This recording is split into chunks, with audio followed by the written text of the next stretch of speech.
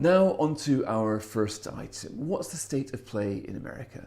When Joe Biden got back, he found his party had lost the big race in Virginia, a state which he personally won by 10 percentage points just a year ago.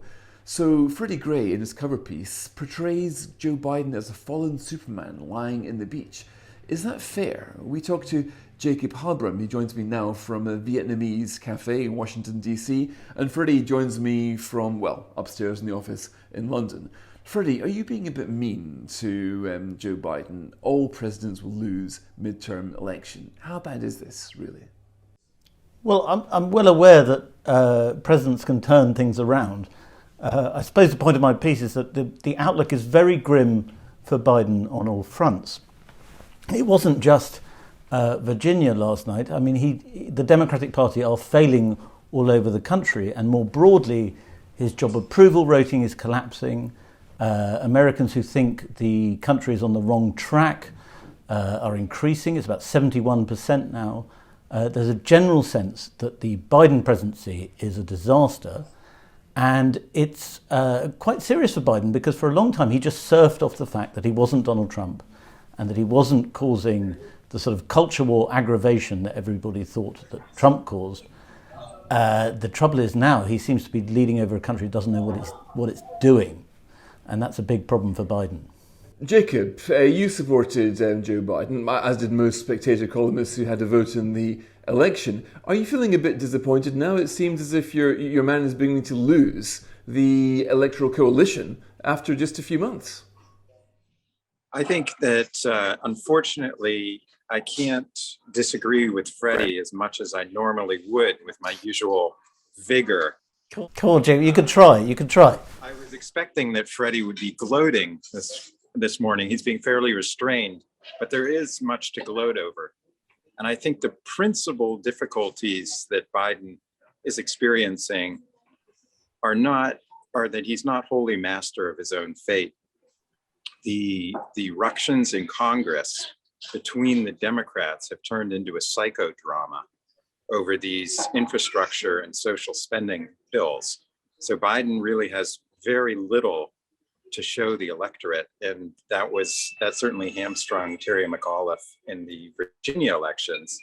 This has been compounded by the almost parasitic infestation of woke ideology into American schools and colleges, which the Democrats kept announcing during the Virginia election that there was no such thing as critical race theory, that Republicans were making this up, and that it isn't actually taught in the schools.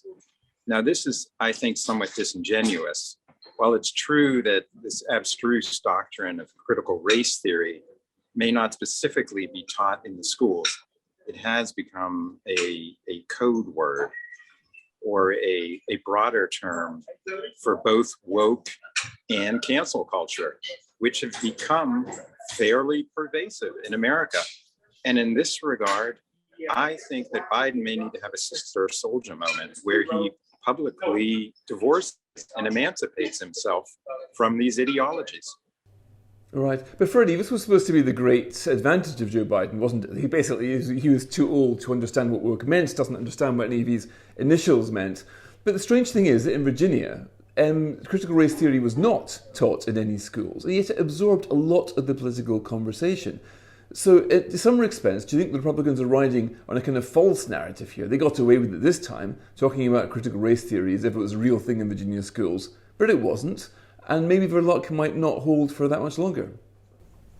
I think there's an element into which that Glenn Youngkin, the successful Virginia, now governor of Virginia, exploited the fact that he could disassociate himself from Trump or the red raw elements of Trumpism, but he could still appeal to the sort of culture war fight over critical race theory, and he won on that basis.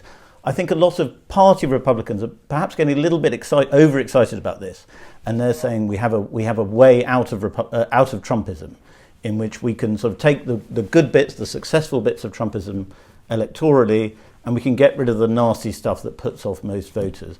I think there's a little bit of over-enthusiasm there. This is just one result.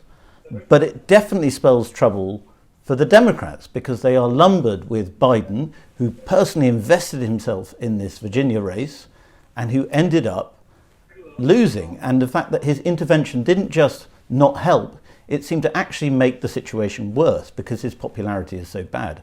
So going into the midterms next year, the Democrats look to be in serious, serious trouble.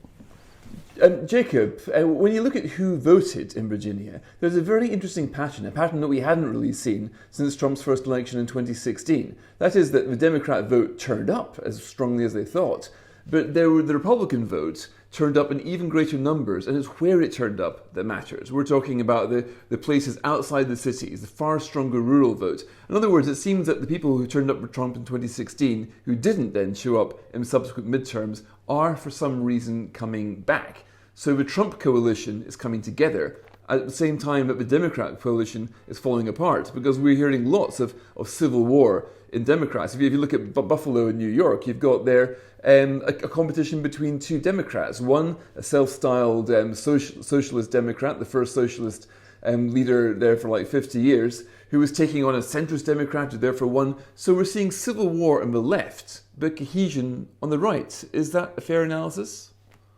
I think actually it is.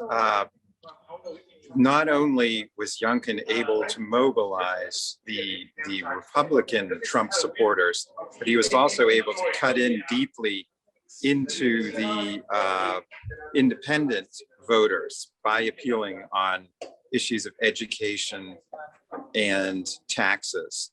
So I put more credence into the Youngkin victory than Freddie appears to.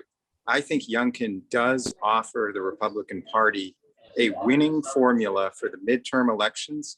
And indeed, I suspect that he will be a potent candidate for the presidency in 2024. Youngkin is not a professional politician.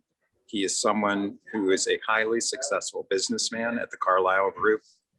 And he has toppled the last vestige of the Clinton empire. I mean, Terry McAuliffe was a constituent element of Bill Clinton's runs for the presidency. He's a fantastic fundraiser, but he also has a reputation as a sleazebag, to put it bluntly.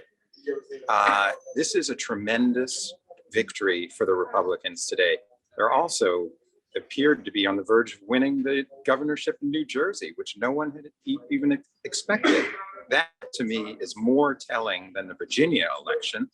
The fact is, it's not the Democrats are whining that the problem is messaging. It's not messaging, it's the message that they're delivering. The message is not finding a receptive audience right now. And Freddie, Youngkin's message certainly did, and I wonder what you think of Jacob's point that he could be a presidential candidate, because here's somebody whose tone, whose language was quite restrained, not at all nutty like Donald Trump, yet was still unafraid to talk about critical race theory, the issues that obviously matter quite a lot to the people who voted for him. So is he proving that voters are being turned away from the sort of more radical aspects of Democrats and are willing to vote for a Republican as long as he doesn't sound like a nut? I think it's certainly true that if you can be branded as an extremist by the Democrats when you're clearly not, you're going to win votes. Because what Youngkin was doing was saying there's this critical race theory issue in schools, and it's something that voters don't like. And the Democratic reaction to that was, you're a Trumpist Nazi, effectively, and you're a racist, and anyone who agrees with you is a racist. And a lot of parents who are worried about this said, no, and these are not Trumpist parents, they are sort of independent parents who said, no, we don't like critical race theory in schools, we're going to side with Youngkin. And that's what got him his swing. My point about whether Youngkin can work as a future Republican candidate is, A, it's way too early, but B, why do we think that the Republicans have suddenly found a formula because of one race? The point is they have fundamental differences between the Trumpist base that think the election was stolen. And it was interesting last night when the results were coming in, a lot of the Trump people online were saying they're about to steal it, they're about to rig it, it's all about to go wrong because the Democrats are in charge. That doesn't turn true. So do we really invest faith in this idea that the Republicans are going to find some sort of happy middle ground between culture wars fighting, but not Trumpism. So sort of amiable, media-friendly culture wars fighting. I don't think that's a recipe for long-term success, but I'm very willing to accept I could be wrong. Freddy and Jacob, thanks very much.